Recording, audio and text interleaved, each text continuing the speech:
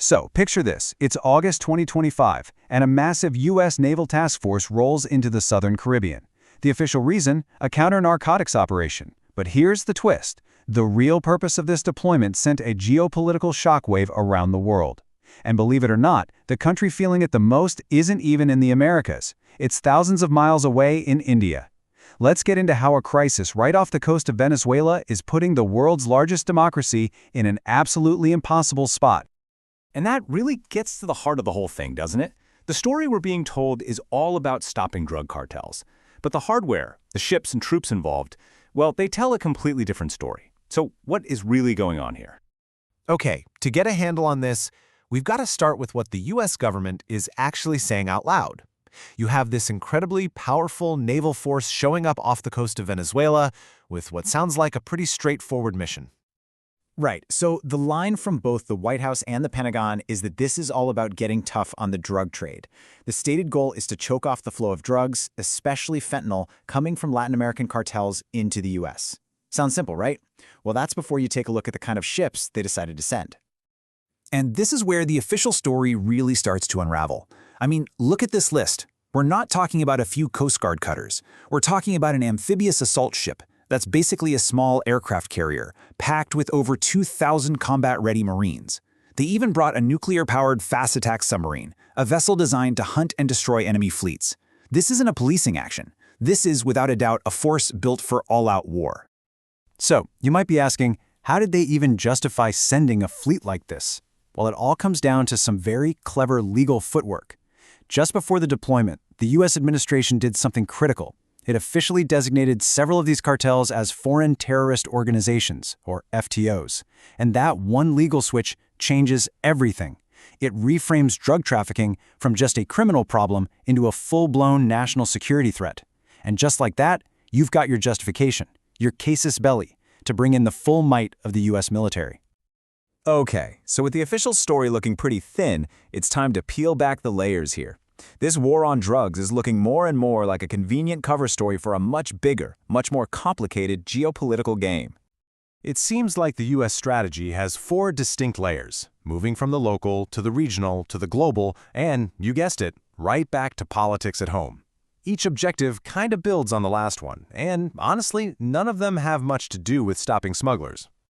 The number one target here is pretty clear: Venezuela's president, Nicolas Maduro. Now, the timing is everything. This deployment comes right on the heels of a contested presidential election that the U.S. called a sham. So this naval force isn't just sitting there. It's the muscle behind a maximum pressure campaign designed to shake the government in Caracas to its core, and maybe, just maybe, trigger its collapse. But it's way bigger than just Venezuela. This is a loud, unmistakable message to America's global rivals. You see, Russia, China, and Iran have all built deep strategic ties with Venezuela.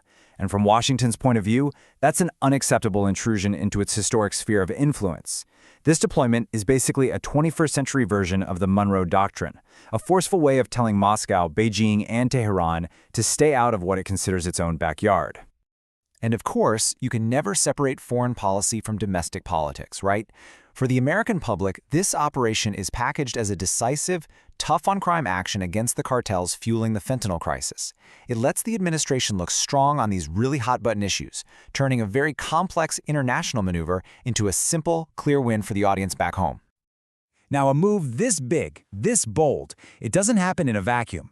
The deployment immediately kicked off a chain reaction across the globe, basically turning the Caribbean into a flashpoint in a new geopolitical chess match.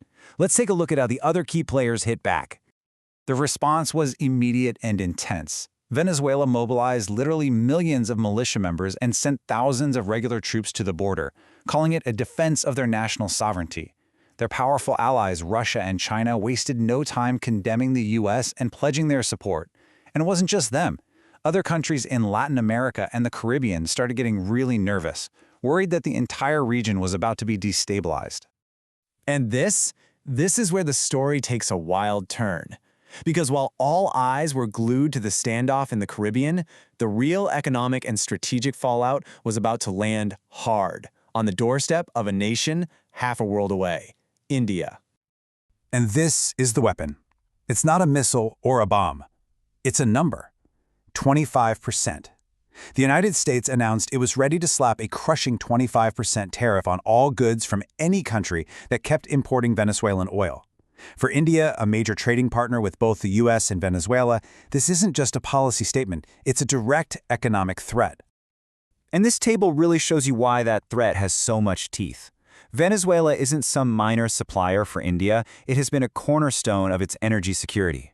You can see that at its peak, India was importing over 400,000 barrels a day, and just recently it was Venezuela's #1 buyer. On top of that, Indian companies have poured billions of dollars into Venezuelan oil fields. Now all of that is on the line. So, this puts New Delhi in a truly impossible bind. I mean, look at their choices. If India gives in to U.S. demands, it loses a critical energy source and has to walk away from billions in investments. But if it defies the U.S., it could face those catastrophic tariffs, which would threaten its $80 billion export market to America and could easily spiral into a devastating trade war. There are simply no good options on the table. And what's so fascinating is that this dilemma strikes right at the very heart of India's entire approach to the world. For decades, India has built its foreign policy around this idea of strategic autonomy. What that really means is having the freedom to maintain independent relationships with everybody, the US, Russia, Europe, you name it, without ever being forced to formally pick a side. It's about being friends with everyone in a very complicated world. And that's exactly why this crisis in the Caribbean has become such a make-or-break moment. It's the ultimate stress test for India's policy of strategic autonomy, and really for its ambition to be a leading global power that plays by its own rules. So here's the bottom line. The era of being able to easily perform that balancing act might be coming to an end. This crisis is forcing India to move beyond theories and start calculating the real, dollars and cents cost of its principles. It's a harsh reminder of how economic power can be used as a weapon, forcing countries to make choices they do anything to avoid. Which leaves us with one final, huge question to think about.